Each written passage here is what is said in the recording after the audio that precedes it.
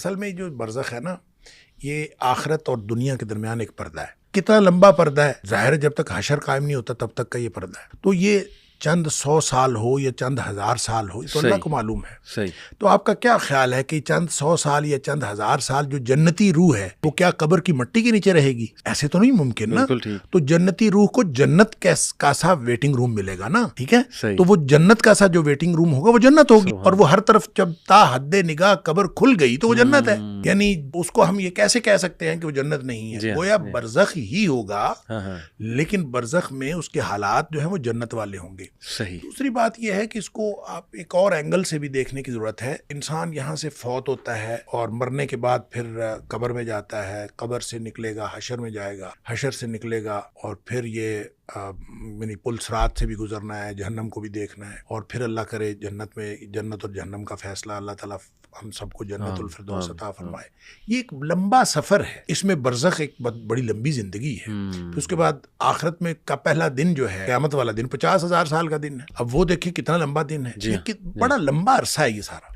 मोमिन के लिए ये इतना लंबा नहीं होगा। अब देखिए वो सारा स्क्वीज कर दिया जाएगा, और वो उसके लिए तो वो तो ऐसे है जैसे असर से लेकर मगरिब तक वो वक्त मिलता है, उसको फौरन गुजर जाए। इसका मतलब ये सारे मराहिल आने हैं, लेकिन मोमिन के लिए तकलीफ दे नहीं होंगे। यानी कोई भी मरहला होगा तकलीफ दे नहीं होगा। जब जैसे क़यामत की बात की कुरान ने, हर शख्स को अपनी अपनी पड़ी होगी, बाप बेटा सब रिश्ते खत्म, लेकिन साथ फरमाए वजूह यौमइज़ मुस्फिरा, कुछ चेहरे चमक रहे होंगे। यानी इंतहाई खौफनाक सूरत हाल बताया कि कुछ चेहरे चमक रहे होंगे, और सिर्फ चमक नहीं रहे होंगे, दाहिकतुम मुस्तबशिरा, खुश होंगे और हंस रहे होंगे। उस माहौल में कुछ हंस रहे होंगे। तो इसका मतलब है मोमिन के लिए यहाँ तक ही है सारी जो खराबियां हैं, और मोमिन के लिए सारी सख्तियां मौत से पहले तक है। जो ही इसने मौत आनी है तो इसके बाद तो आसानियां शुरू होगी, और उस दिन वो सख्ती जितनी भी हो, जितनी मर्जी सख्ती का दिन हो, सख्ती की सूरत हाल हो, पुल सिरात इवन हो, जिसके बारे में कहा कि वो बहुत बारीक है, जहन्नम के ऊपर पुल है,